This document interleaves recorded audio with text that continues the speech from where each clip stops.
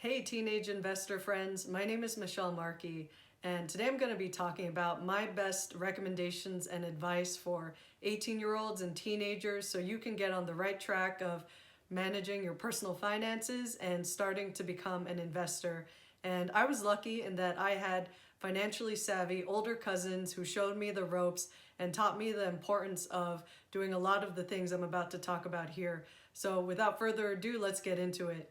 If you'll allow me to be like your figurative older cousin, I hope you won't mind taking a quick break from playing Super Smash Brothers or Fortnite by smashing that like button and subscribing, because it greatly helps out my channel, lets me know you're interested in what I'm saying, and what I'm talking about today has helped me to financially succeed, and I know it can help you succeed too. And none of this content is sponsored.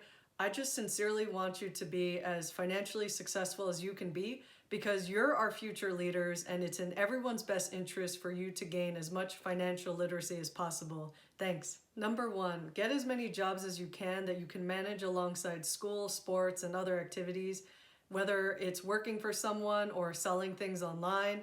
All of this is building a critical skill of learning how to sell not only things, but also selling yourself, because this is a skill we're going to need throughout our lives whenever we want to get a new job or get into something new. We always need to promote ourselves and be able to promote other things like goods and services so that it makes the world go round. So the sooner you start building this skill set, and you can do things like be a lifeguard at a local swim club, work at a grocery store, tutor someone, or work at a coffee shop or two like I did. And in particular, I recommend working somewhere at a public company that gives you the opportunity to invest in their stock investment program.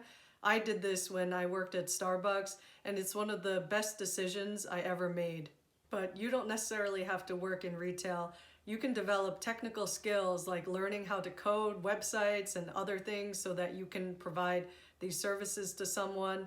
And you can also sell handcrafted goods via Etsy or Shopify, and that can also be a great way to earn money as a teenager.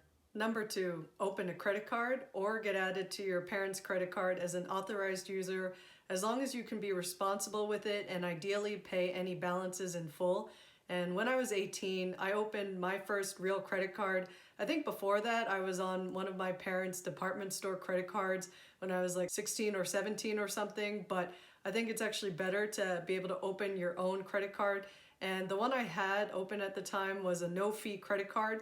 And you can do things like check out Nerdwallet's website for some example cards that are good for students and young people in general as a way to get started in building your credit history, because this will help you to qualify for more credit cards or loans in the future, and it will help you get better rates than if you never started building credit in the first place. Number three, open a Roth IRA, because it's never too soon to start saving up for retirement.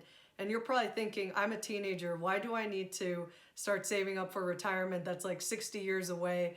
But the thing is, there's the power of compounding saved money so that you can get ahead way sooner than someone who started saving up for retirement when they were in their 20s or 30s.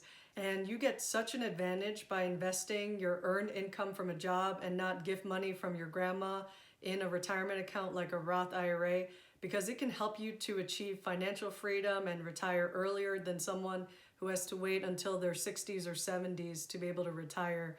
And I encourage you to open a Roth at a reputable brokerage firm like Fidelity, Charles Schwab, or TD Ameritrade, because they have robust customer service tools and they can help you with getting started. And the other thing I recommend is read this Invested book by Danielle Town and Phil Town, because I wish this book existed when I was 18 so that I could learn how to invest and build a great foundation for becoming a smart investor like my favorite legendary investors, Warren Buffett and Charlie Munger, and they're the greatest of all time in my humble opinion. Number four, get a money market account, ideally one that's FDIC insured, which means it's backed by the US government so that what you put into it, up to $250,000, is safe. And this pays better than just having a regular old savings account. And I suggest visiting Nerdwallet again to check out some good examples of some money market accounts you could open. Number 5, get as much scholarships as you can if you're planning to go to college, because it will help you greatly down the road in avoiding the fate of so many millennials who have an average of $33,000 of student loan debt per student. And this is a total of $500 billion of student loan debt outstanding. So don't be like that, and try to get enough scholarship money so that you have an easier time paying down any student loans or not having any to begin with. And you can literally just Google and look for either best scholarships or easiest scholarships to apply to, because you don't want to have to apply for too many complicated scholarships, so that you can apply to as many as you can. And I've come across examples from FastWeb or Mometrics or Scholarships 360, and you can go to town with looking at what kinds of scholarships would be right for you. Number 6, get a used but reliable car that can help you get from point A to point B. Because let's face it, when you're a teenager, you might ding the car, get into an accident, or if you don't have that great of a quality car, it might break down on you a lot and you have to fix all kinds of mechanical or electrical issues with it, and that'll be a headache. So don't invest a lot of money in your first car. Like, I was really tempted to get a pricey BMW 5 Series when I was a teenager, and I'm glad my parents convinced me to just get a used, affordable, reliable car. And that one actually ended up lasting me 7 years. So I'm grateful that it helped me save a lot of money and it got the job done. These are all the things that I did when I was 18 or in my teenage years to be financially successful, with the exception of wishing I had that invested book when I was 18, because I felt like at that age I didn't have enough of good investing resources to help me get started as an investor. But I think that you'll get a lot of great examples out of that book if you read it, and be able to apply great investing practices to your own life. As well as, I think that if you adopt my best practices in this video, as well as check out more of my videos, because they go into way more detail about things like a Roth IRA and other best practices I have when it comes to personal finance and investing, I think that you'll go very far if you adopt these as well. And if you enjoyed this video or learned something, please like and subscribe. And I wish you well on your journey towards financial freedom. Till next time.